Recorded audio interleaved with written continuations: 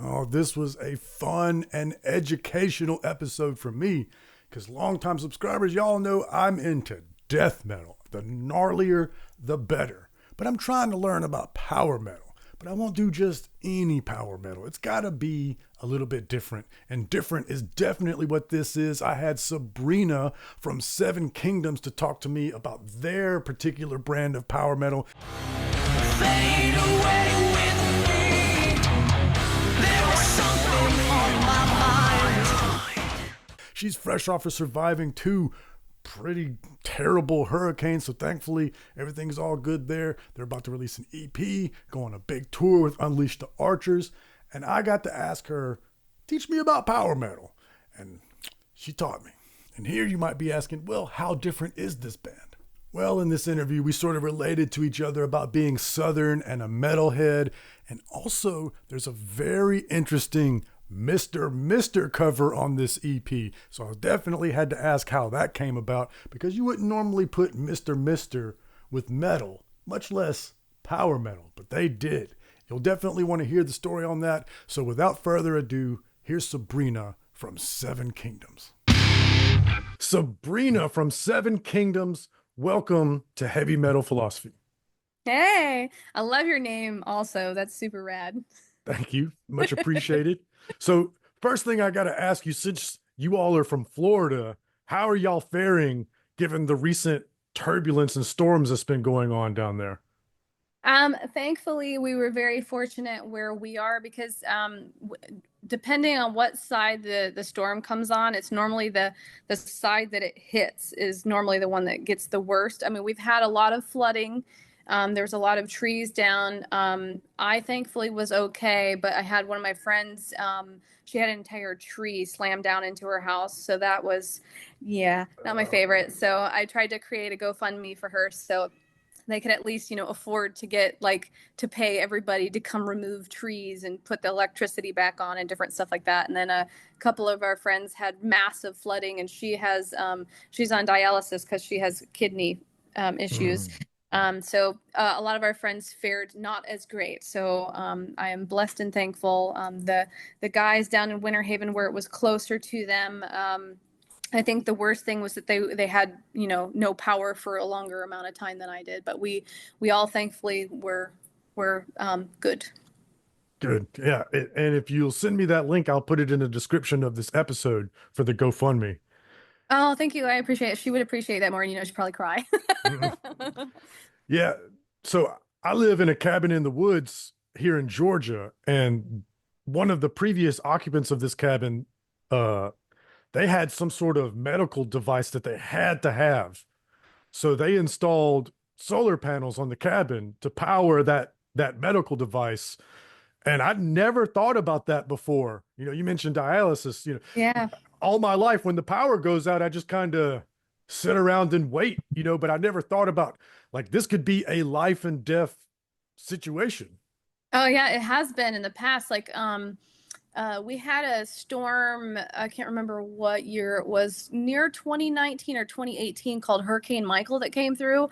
I actually had no power for 10 days, and there was a tornado that came through and took out half of the land, and it paralyzed one of our friends' moms because she was, yeah, and different things like that. And but the thing is that the power was out for so long that a lot of elderly folk actually had issues because for example, just keeping insulin chilled. Yeah. Like people. But the thing is that one thing I can't stand about the news is that they make it life or death situation every single time, even though that does happen for people. But the thing is that a lot of times they do that scenario of crying wolf too many times and people don't take it seriously. And that was one of the times where people didn't take it seriously. And then it really hardly impacted a lot of people and they weren't prepared for it, especially like the power companies. They didn't pre-trim, they don't do their yearly trimming away from the power lines to make sure that things didn't so this past year, I was surprised that I had power for as long as I did and how quickly I got it back, just simply because the power company was just kind of we have to take half of the power companies from all around the United States and just bring them to Florida just to fix it every time. So they were more proactive this time. So a lot of people got power way quicker than they did in the past because of that. Good. Yeah. That whole medical device thing really opened my eyes. If you don't know things like that, it's impossible to have that perspective. No, until you know, you don't know. Yeah. Well, let's get on to happier subjects. Let's talk about your record, The Square, coming out November 8th. So let me let you sort of get to know me a little bit so you'll understand where my question's coming from. So I'm a big death metal head. I just the gnarlier the better. But here recently, I've been getting more exposed to power metal. So for instance, another one of your C squared artists, Gods of Metal, like that was so over the top that I was like, okay, I think I get it now. But so I just want to ask you, I ask everybody this because like I talk to such skilled musicians all the time, and I just wonder like, why would you want to play death metal when you're so good at this, like this genre that nobody listens to? So now I want to ask you, like, why do you pick power metal? Oh, also, if my cats are making noises, I have five of them, and Ashira likes to talk. So if you hear Show her them on just camera if they come by. yeah, so she's over here yelling. Um, so me and power metal kind of happened by accident. So I traditionally grew up singing bluegrass, country, gospel, and rock and roll. Mm. And then I met Camden, and then he introduced me to power metal, and I was just kind of like, and this is like, forgive me for sounding naive, but I was less like, wait, there's more music that's on the radio? Like, what? Like, the whole entire time I had only been listening to, like, I was always like trying to sift through the radio stations, like, why does everything suck? Like, you know what I mean? And then so when I met Camden, he showed me that there was like bands from all over the world that never get played on the radio. It like opened my whole entire world to like, oh my God, there's more music and I like it more than what's on the radio, and so he first started showing me, Nightwish, Blind Guardian, Stradivarius, all those different things, and that was before I even sang for Seven Kingdoms. They already had Brian Edwards singing, um, so so one time I was at karaoke, because I like to go to karaoke bars and sing. They used to pick on me and call me the wateraholic because all I would drink is water, but I just loved singing karaoke. And then one time, and I had told Camden one time that I could sing. And, the funny thing is, everybody says they can sing, you know what I mean? Right, So right. when I said I could sing, he was kind of like, oh, okay, whatever, and then so he came to karaoke and I could really sing. And then he was like, oh shit, like, oh, wow, she actually can sing. And then, at some point, Brian decided that he wanted to step away from doing the music. He wanted to do other things. And Camden looked at me and he's just like, so you want to sing? And I was just like, I mean, yeah, but you realize that I can't do that. Like, because Brian did harsh vocals and would sing both of those. I mean, the closest I get to harsh vocals is belching, and I can burp really great, but it's not, something, it's not something I can do on, on key or cue or anything. It just like sometimes it surprises me too. So I was just kind of like, I'm never gonna do that because I was just like, at the time, my mom is a super Christian woman, so like the first time she heard Seven Kingdoms, she's like, oh, my daughter's going to hell, she's the devil's daughter. So I was just like, I can't do that, my mom will just like be mad at me, but like yeah, I at first I was terrified because I just didn't know how my voice would sound with the band. And obviously, like, I'm over here singing gospel country, like hymns and stuff like that. And now all of a sudden I'm hearing people go, ah! And I was just like, how, like I was like baffled. Like I didn't know how I was going to do that. So it was terrifying for me to become into power metal. But even now today, I feel like I am still growing. Like Yeah. you go from being, an adolescent, listener to now I'm doing this. And I don't know. It's just, I fell into it. Long story short.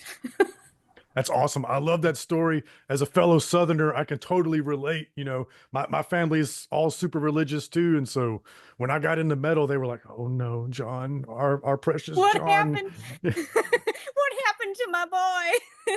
Yeah, and hearing your backstory also it makes a question I have for later make a lot of sense because y'all's sound is quite different than your peers, and then so hearing that your background is like, oh, I get it now because y'all have a personal sound to your music. Yeah, I mean, the boys used to write music and give it to me, and now as we've matured, they've realized that they need to write music for me. Mm, So like a lot of times, bands will just write music and then like, here, singer, sing over this, yeah. but um that was part of like the battle with my voice is that, you can write a song that sounds cool, but if you're going to put a particular voice with it, you really kind of need to make sure that it works together. And I think one of the cases of that is that even though it's a really cool album, Decennium was probably the hardest album I've ever recorded with Seven Kingdoms because they wanted to push, highs, highs, highs, and fast and speed. And I was just kind of like, guys, like, damn. Yeah, yeah.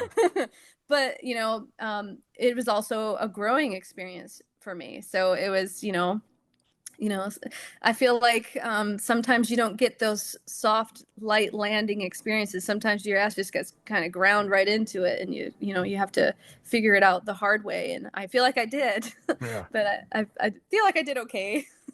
Yeah, it sounds to me like y'all both sort of had to learn each other. Like they had to learn what your range is, and then you probably also found, oh, I can go in places that I didn't know that I could go.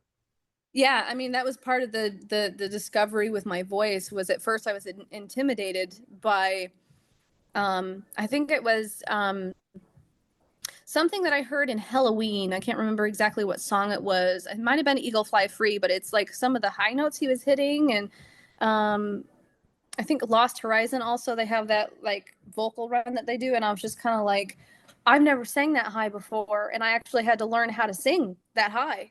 Because I've always been considered what's a mezzi soprano, which is mean you can hit alto and you can hit some soprano. But um, like, when you're wanting to do power metal, they want you to go to soprano highs. And it was just kind of like, um, at first it was intimidating because I didn't know that I could, Hmm. so it was I had to discover my voice slowly but surely, but I feel like I'm getting there. Even still now, I have moments where I'm just like, I didn't know I could do that. And I have to compliment your voice too. You were correct when you said I can sing, and then lots of people say I can sing. It's like Mm-hmm. my eyes really got opened. You know, you watch like American Idol or something back in the day, and these people would get up there and sing, and we would all watch and go, "Who told them that they should do this?" But if you go to local open mics and karaoke's, you see lots of people and their friends are like, "You can sing so good. You should go on American Idol." And really, what it is they can hit the notes. They don't sing sour notes, and their voice can get loud. But that's not the same thing as being a good singer. Yeah, and also like, just being a product of karaoke bars, it doesn't matter if you suck, people still cheer for you Yeah. because they're drunk, and also moral support, everybody's up there singing their chime, and it's just like everybody's just kind of like, we're here for the fun and, to support each other. And, like I back to American Idol for a second, like William Hung is the one person I always think of that just got like they took advantage of that boy so bad. Like Mm, he became more of a meme than an actual, vocalist, but he didn't understand that they were making fun of him the whole time. yeah. They were capitalizing on his unique weirdness. And and so for a while there he really thought he could sing, and then it took him a long time to realize that they're just making fun of me. And they just made Mhm. a lot of money on me. You know what I mean? So it's like, there's also that side of, that side of it. But yeah, I think more people get the you're up there, you're doing it, I'm proud of you kind of support, rather than, yeah, I probably wouldn't go up on there and sing in front of Simon Cowell so he can tell you how bad you suck. I wouldn't do that. You probably, because everybody's over here telling you you're great, and then somebody like that just like destroys you. Yeah, yeah. I really think unless you've been around good singers, it's really hard to know what that difference is because people can hit the notes, and that's more than most people can do. And so their friends are like, "Oh man, you're so good," and I had a little bit of that, and my brother pulled me aside one day because like I can hit the notes. My voice sounds scratchy, so people think it's soulful, which is stupid. But my brother pulled me aside and he's like, dude, you're not that good. You're going to embarrass yourself. And thank God, because I wound up playing guitar for good singers. And I was like, yes, this is what I should be doing. I should be playing guitar and I should let the good singers do that. But that is the hardest thing for someone to do, is to love you enough to like save you from embarrassment. That is like, like, I'm going to be the asshole in your life right now just to save you from embarrassment later. So good on him for caring enough to tell you that, because Absolutely. that probably saved a lot of your self-esteem, honestly. Yes, I really went in the direction I should have gone, you know. But speaking of going in the direction you should go, you guys have obviously been killing it. So now you're on Raining Phoenix Music. And I just shot the Opeth concert last night. They're Raining Phoenix. I mean, y'all are amongst esteemed company now, so you must have been doing something right so far. I feel like we've been riding the struggle bus for so long. We've had all kinds of weird things happen to us, and I want to call them false starts. You know what I mean? Like, you get kind of like the rug constantly ripped out from underneath you. And I just feel like sometimes you just need somebody to see, like, because a lot of times, one thing I've noticed about record labels recently is that they want the one hit wonder now. I want you to make money now.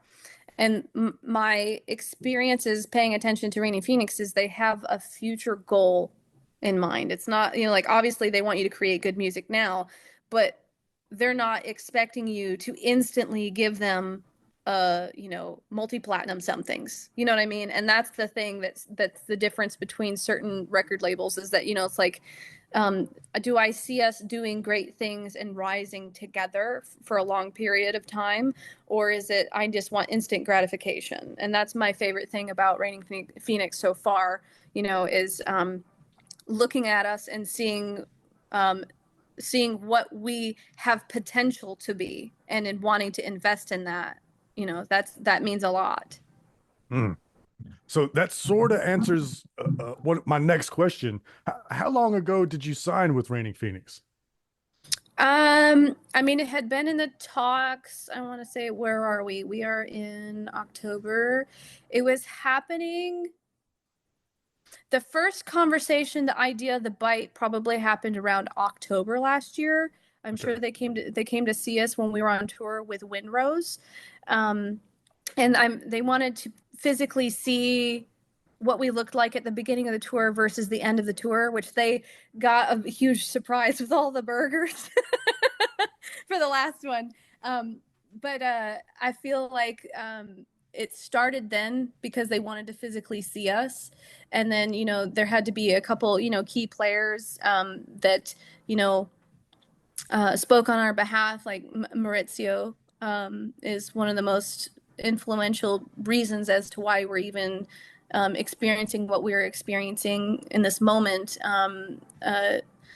Maurizio from Cataclysm, he's also someone who has longevity for the future planning instead of just right now. So I want to attribute it to his support behind us. That was one of the main reasons. And also, our showmanship and our drive and wanting to, do the work. And we realized that you don't just get things, you still have to work for them. So Absolutely. I think he appreciates that we're just like, we realize it's work.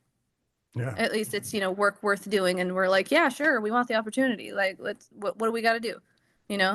So. And y'all have been touring hard. I want to get to that a little bit later. But so a year you sign, and then your first move is to release an EP, The Square. Again, November the 8th, The Square, Seven Kingdoms. Thank you. So I'm guessing you probably wanted to hit the ground running, and that's why you drop an EP as your first move under Raining Phoenix. Well, Before we had even signed with them and the idea of actually being supported by them, we had actually already gone to the studio, recorded our music, had planned our Kickstarters and different stuff like that. Cause we're always just kind of like, because we've had such a weird relationship with record labels and their lack of longevity. We just plan always for ourselves. Like we're steering the ship, no matter, you know, because like some people say they want to be there for you and then they, you know, fall off the bandwagon. I mean, that can go for a, you know, broad stroke for everybody in every category of their life. But particularly for this, we were just kind of like, we're planning to do things the way we've always done, no matter what. And then when the negotiations started to come through, you know, that whole thing is a very elaborate thing that probably Camden would be the best one to describe that for you. But basically, we had planned everything to just do it by ourselves. And as everything started to come together, that's when they started to step in and they were actually like, yeah, go ahead and do the Kickstarter. But next time we learned a thing, you know, like if we're going to do something with Reigning Phoenix, we'll actually put like QR codes on the first 500 copies, because now the first 500 copies of this release doesn't count towards records sold. Oh, So that was a lesson we learned, you know, but of course we didn't know that when we were in the middle of it, you know, before. If we had known for sure this was going to be a thing, we would have done that, you know, but learning, you know, that's the whole point. You learn. So the first 500 copies won't count towards records sold. And so that's, you know, when it comes down to like how well the EP does, that's one thing that we're going to have to add in on top of it. But yeah, they've stepped in. They actually are very supportive of us doing the Kickstarters. They think it's actually a unique way. So we have a very unique relationship with them. It's not a standard, I want to say standard contract in a way. interesting. Well, hopefully it sells so much that that 500 seems like, you know, Insignificant. Yeah, let's hope. So let's talk about the music that's inside of it while we're talking about sales, because like I was alluding to earlier, this seems much more personal sounding to me than most of the power metal I've been exposed to. Now, granted, I'm not a big power metal aficionado, but you know, correct me if I'm wrong, a lot of power metal I'm exposed to is like triumphant and adventurous and, you know, historical battles and, you know, big muscles like man of war, swords, you know, that sort of thing. And your record, it's got that lift, that bravado, but it seems much more personal to me. Yeah, I mean, we you know, obviously Seven Kingdoms, we write about Game of Thrones. That's where we came from. So there are little nuggets of songs. You know, the very first Seven Kingdoms album is literally all about Game of Thrones, the book series. So Brian did, he's an excellent lyricist, and he went through and he, you know, created songs all through for that album. And then the second album, because he wasn't there, we kind of shifted away from it, but we still had a little bit of that, you know, we'll call it the unicorns and elves and all kind of stuff, you know, stuff in it. And then we started to, by the third album, The Fire Is Mine, we started to mature a lot, you know, where we started to write in a way that, though we had to, you know, because we write about Game of Thrones, we still tried to write it that way, to pay homage to it, but we started to write it in a way that was more personal. Like instead of, you know, writing about it, it became my story. You know what I mean? Yeah.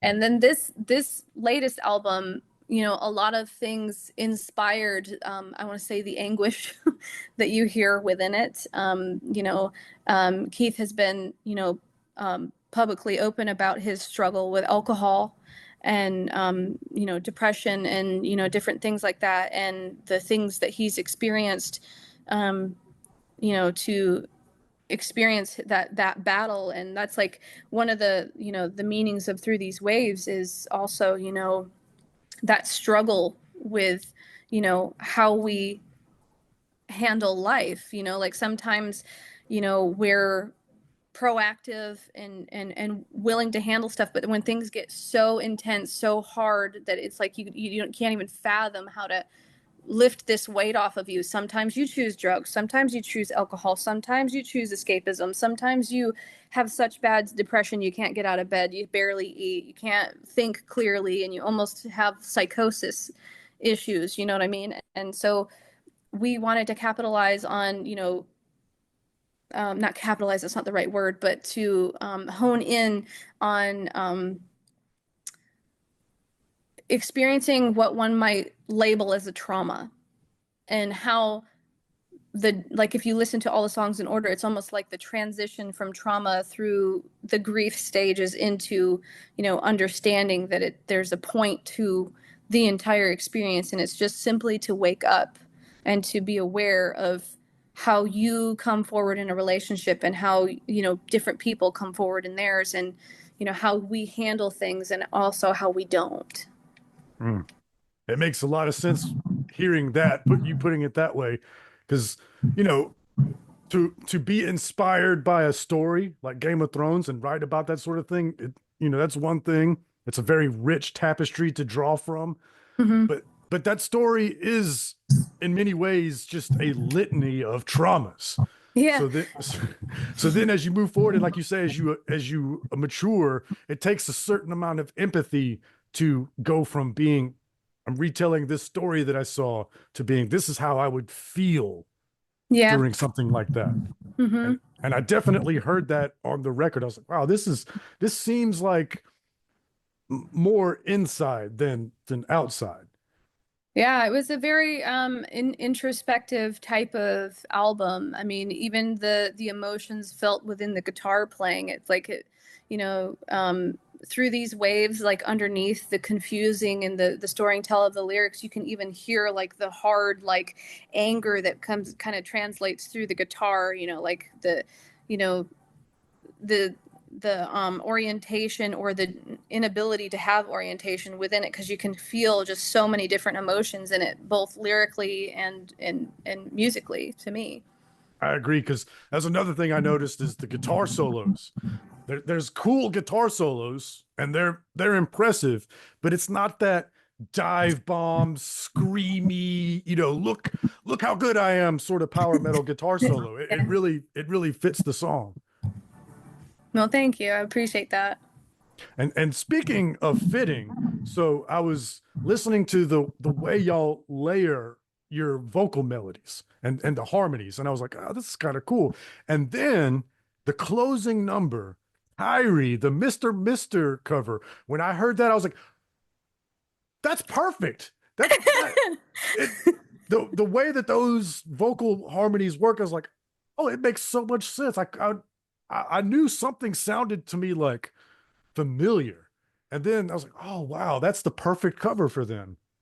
Yeah, so Kiri was a Kickstarter perk. So normally when we do a Kickstarter, we have like different tiers and different levels and different stuff like that. So like you can buy just the CD all the way down to like dinner and games, where we work out together and we have dinner together and different things like that. But one of the sections that we have is pick the cover, and we started that around when we put out the EP for the Great Goat Rodeo, where we did Boys of Summer. That's still one of our favorite covers. But so we started that just because we wanted to show a different dynamic of like, and like, because like sometimes as a band you kind of have a niche. If you're power metal, like people put you in a box and say, okay, this is what you are. And so we wanted to be like, yeah, but like Sabrina has sang karaoke her entire life, and genuinely likes to sing, a lot of songs that aren't considered metal. You know what I mean? So, but like we wanted to, capitalize on that part of it. So like, like let's use everybody's talent in that way. And so when we put that up, we have, people will buy the pick the cover. And it's funny because every time somebody picks a cover, it seems to always go with the theme of the album, which is funny. So if you like just listen to all the songs and then you listen to the cover, it just kind of like seamlessly, like that makes sense. It's like, it's not just an off the wall, that doesn't make sense cover. It just kind of almost flows with everything. And Kiri for me was interesting because the singer and normally when you're just listening to the original cover, you don't really, like, some people don't notice it. But when you go to like sing it, like legitly, like I'm recording it, the dude does weird ass stuff with his vocals. He's like on off time signatures and does like weird cutoffs and weird come ins. And I'm just like, I was like, wow, I didn't realize it was like that, particular. And then obviously to pay homage to the song, you have to make sure you do those weird things that he did specifically the same, because then that would be the one part of the song that someone would be like, yeah, it's a great cover, but they just didn't nail that one spot that made the song. So me and Jim Morris, we worked, he's like one of my best friends, and also like he's like best friend dad energy, like just like this weird, but him and I work so great together. And my favorite thing is to do harmony. Normally when I work with Jim and I have this vocal idea, and I sing it to him, I'm always singing the harmony, which means that in my head I hear the lead, but I sing the harmony first. So if I sing the harmony and record it, then I immediately can sing the lead.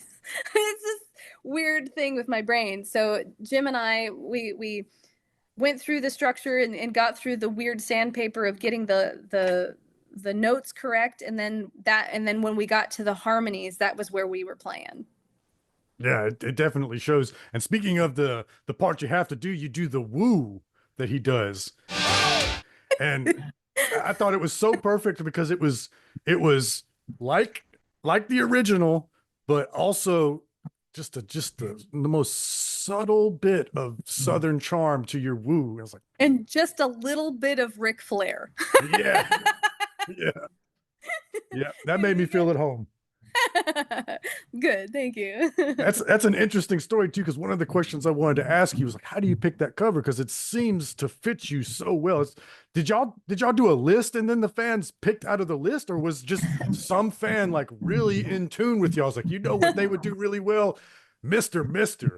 Yeah, so what happens is they pick between 10 to 15 songs, and we go through and we we sit there and we give each song a good listen, and we like ask ourselves, how would we sound if we did this? Also, if we did it, could we do it slightly better, or like make it a power metal song? Because that's one of the things is like, can you take a song that's not metal, because most of the time those songs are not metal in any way, shape, or form. I mean, they might have a little bit of rock in them, but like, how do we take that and make it us, make it believable in some kind of way? So that would be that is the thing. So we go through and we listen to all these different songs and think, what song is it? What song could it be? And then when we heard that one, like the first thing that got us was the synth. We just like really liked the intro, and then the chorus was so hooky, and we're like, and I was just like, yeah, me and Jim got this all day long, like 100%, like not worried. You know what I mean? So there's the cat. Oh, and the little puppy too. yeah, this is Orby and this is Nashira. Oh, beautiful. Hi, princess. Did you want to be on camera too? You want to be famous? Or B? You want to say hi? Or be say hi? Hello. Who's that? I think it just gave me the side eye. Yeah, no, he looked out the window immediately, like, who's there? Yeah. So outstanding. Yeah. So again, the EP's November the 8th, Seven Kingdoms, the Square. And y'all also, it looks like you're going to be hitting the road pretty hard on this one. You got a North American tour right away, November and December. And then following that, a European tour with Unleash the Archers. That's incredible. Yeah, that's we're gonna be on tour with France. We went on tour with Stryker when we went on I think it was 22. We did a tour with them and Beast in Black. That was a fun tour, and they're super rad fun guys, so it'll be fun to go on tour with them again. And then Litharo is going to be going with us, and then in Canada, Osiren's going to be jumping on for a few days, and then we're going to do the European tour with both Stryker and UTA. So it's going to be super interesting, especially going back and seeing the experience in Europe now, because we just went there with Winrose and All for Metal. So, and that was like All our, for metal, the gods of metal. Yeah. yeah, yeah. So that's we're gonna, it was basically our reintroduction to Europe because we went and did a Stradivarius and Amaranth tour in 2013, but it's been quite a long time since then. So definitely looking forward to seeing what happens as far as when we go back again. That'll be interesting to see the turnout. Very cool. Well, so I'm going to put your information in the description of the video. Y'all make sure you check out Seven Kingdoms, the new EP, The Square, on November 8th, the tour in North America, November, December, and then following in Europe. Y'all check it out. Thank you.